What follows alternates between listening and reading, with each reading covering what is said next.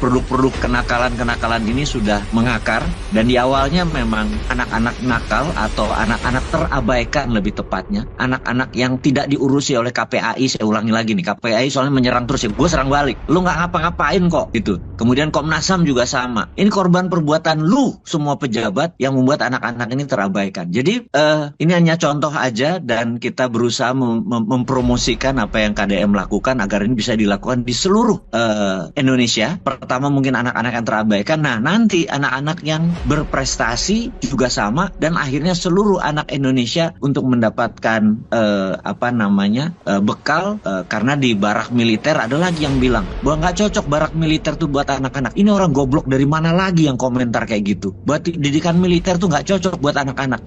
Lu nggak bisa ngomong gitu, lu nggak pernah masuk ke barak itu. Di barak itu kita nggak latihan bedil-bedilan, tembak-tembakan, bunuh-bunuhan, enggak. Yang dilatih adalah kebangsaan, teamwork, attitude, disiplin. Dan itu kalian tidak ngajarin di sekolah, kalian tidak ngajarin, karena di sekolah kalian ngajarin cuma nilai gitu doang. Jadi ini adalah bentuk ekspresi yang harus didukung KDM itu. Jadi pada tanggal 20 Mei kemarin ada 3 peristiwa yang menarik, dan salah satunya adalah pelepasan angkatan pertama, dan saya berharap seluruh provinsi lakukan itu. Kalau negara nggak mikirin, yang di pusat nggak mikirin, kalian saja deh di setiap kabupaten lakukan itu, di setiap wilayah Anda lakukan itu. Dan ini adalah untuk kepentingan Anda juga secara politik, karena anak-anak itu akan berhutang pada Anda sebagai pemimpin daerah, dan juga pada parlemen atau DPRD daerah. Anda adalah pahlawan-pahlawannya. Saya lagi pesimis dengan yang nasional, jadi saya lebih optimis dengan yang daerah, misalnya dari Aceh, dari Bali, dari Sulawesi Tenggara, Sulawesi Selatan, Jawa, dan lain sebagainya. Kalianlah sebenarnya tumpuan yang bisa diharapkan ke depannya untuk memperbaiki generasi muda ini. Dan udah gak usah pikir dengan yang di pusat, biarkan mereka berpikir